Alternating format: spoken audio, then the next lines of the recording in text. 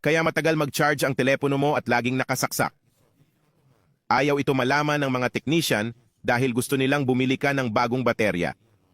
Pinakamasama ay hindi mo alam na nangyayari ito sa telepono mo.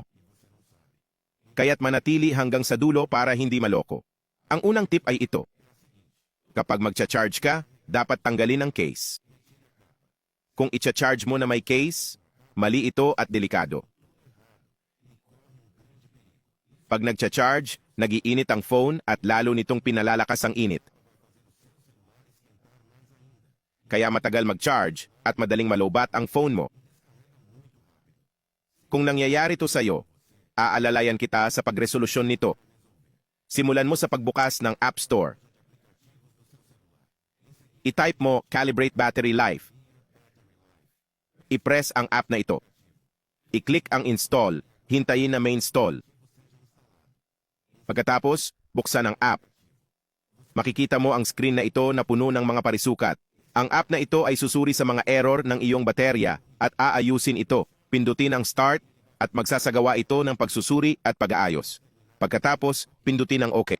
Ngayon, ikabit ang charger sa iyong telepono at gawin ang pagsusuri at pag-aayos ng mga sira sa baterya. Sa koneksyon ng charger, aayusin nito ang mga problema sa pag-charge na babalik sa normal na pag-charge ng iyong telepono. Tulad ng nakikita mo, sinasabi dito na mabuti na ngayon ang kalusugan ng baterya.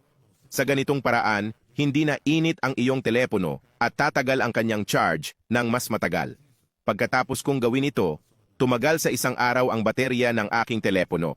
Isa pang tip na magpapalawak sa haba ng baterya ng iyong telepono. Buklatin lamang ang mga setting ng iyong telepono at hanapin ang baterya. Sunod, pindutin ang detalye ng paggamit.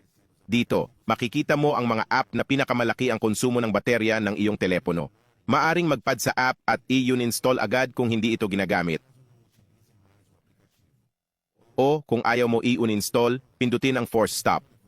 Sa ganitong paraan, hindi na magagalaw ng app ang phone habang hindi ito ginagamit. Ano ang naisip mo sa mga tip na ito? Kung nakatulong ang mga tip na ito, iwanan mo dito sa mga komento. Kung napanood mo ito, magkomento ka. Sa bahay ko na lang gagawin. Sa ganoong paraan, malalaman kung sino ang nanood ng buong video. Ang pagbati ngayon ay para kay Iracy Santos, galing sa Salvador, Bahia, Alison Santos, mula sa Panambi, Rio Grande do Sul, at Jose Paulo, mula sa Brasilandia, sa São Paulo. Maraming salamat sa pagsubaybay at pagkomento sa mga video. Kung gusto mo ng espesyal na pagbati sa susunod na video, magkomento ka kung saan ka nanonood.